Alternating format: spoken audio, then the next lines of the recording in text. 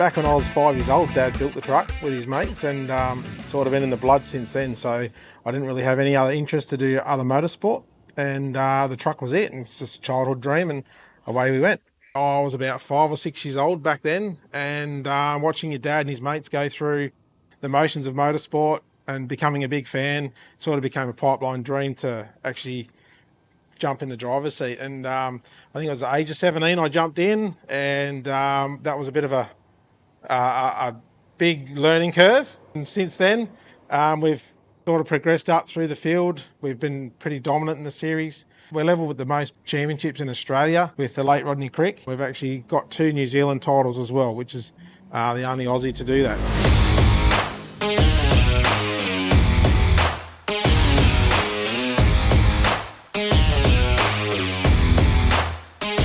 Back in the early days, the truck used to be an old W model, but we changed the truck in about 2009 or 2008, I think it was, to a 401 just to modernise the truck and keep it up with the time. Most of the suspension is all custom made. We make it in-house here. It's all our own design, so most of that stuff's all something that we've come up with, and we slowly develop it every weekend and change shock absorbers and do all sorts of stuff and try and keep the chassis rigid so it handles.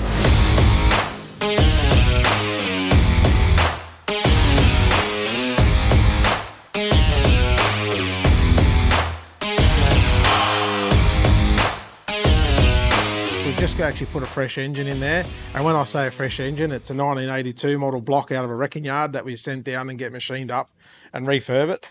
So the engines are getting very, very scarce. I've got a couple more blocks and engines up my sleeve, but you know, we pour, I wouldn't say a lot of money into this motor. We pour a lot of time and passion into it.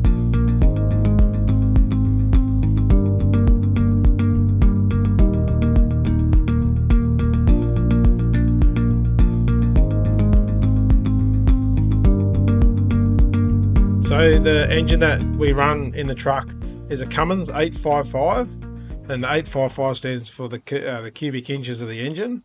So it works out to be a 14-litre engine. From a standard motor, we decompress the pistons by machining a lot of material off the top of the piston to fit more boost in. With the pistons in the race truck, we basically start with a 13.5 to 1 Interstate McBee aftermarket piston. From that there, we machine a lot of the lugs off the top, and we run a gudgeon pin to piston height for valve clearance. Without that, otherwise we'll smash all our valves to pieces with our camshaft.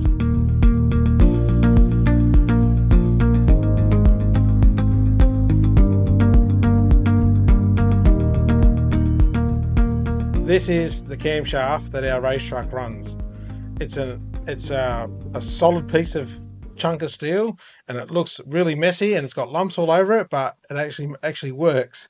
So back in 91, my dad Charlie Zammit started playing with camshafts. He was told it could never be done, and he actually made a big camshaft fit into a small cam Cummins. From there, it's been developed and developed and developed to the one that we've got here now. It's our latest generation camshaft. So we're probably thinking it's around the 1550 horsepower.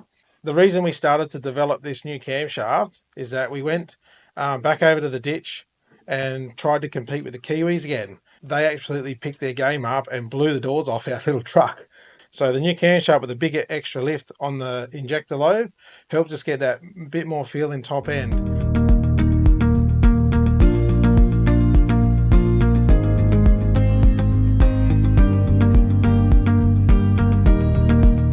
We try and do little steps, because if you do too big of changes, sometimes you find yourself going backwards.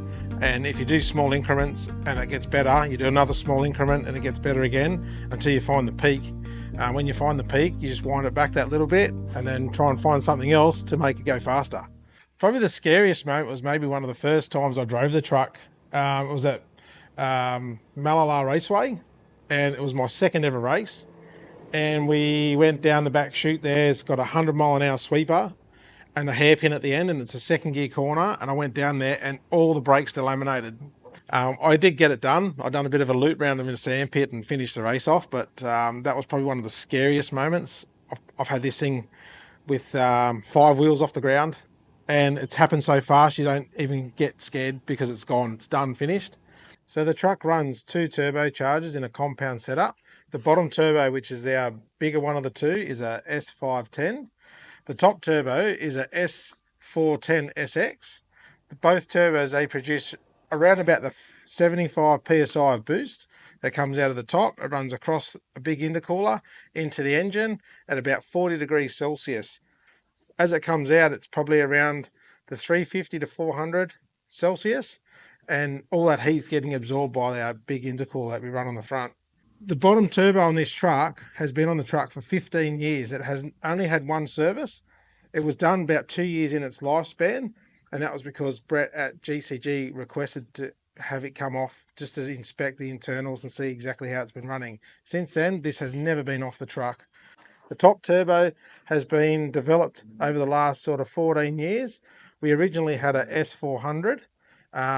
At the time, that was probably on the smaller side for what we needed to do. As the engine's developed, we've needed a little bit more air.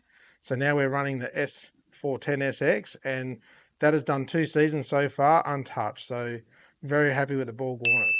So with the Australian SuperTruck series, there's basically, at the moment, there's 2 class trucks. There's the SuperTruck class and the light truck class. The Kenworth, it's actually an A-class truck. We have to be a minimum race weight of 5.5 tonne.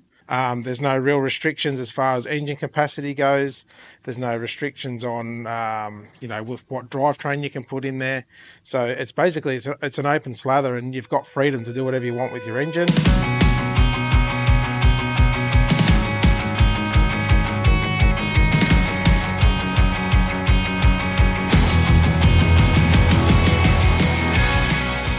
So up here in the cabin, it's basically exactly the same as you'll see in a race car or a drift car. We've got a safety cage just on a really big scale. We've got all of my instruments that I use to see what the water temperature, my air temperatures, my rev counter. We've adapted a GPS data logger that tracks the truck as it's going around the circuit, and it gives me heads up lap time, so I know whether I'm faster or slower on that lap.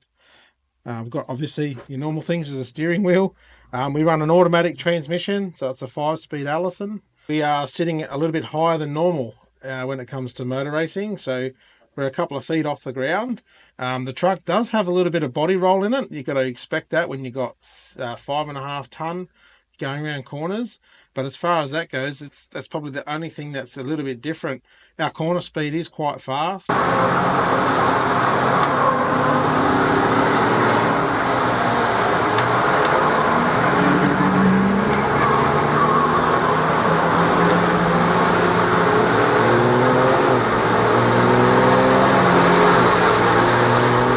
I'd say the highlight so far is taking my son for a ride.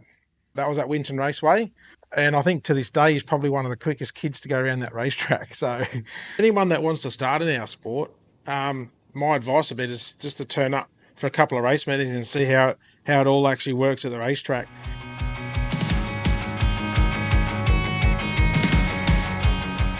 The way that we've been for years is that the fun and the family environment that we've got at our sport outweighs any expense. You know, we have our highs and lows. We blow engines up and it costs a lot of money, but it's well worth it in the end of the day. Getting into our sport's probably one of the best things that, well, personally, I wouldn't know any different. I've been here since I was 5 years old, but I see how it's changed people's lives when they do turn up and have a go, and the excitement they get out of our sport. It's one thing you can't buy.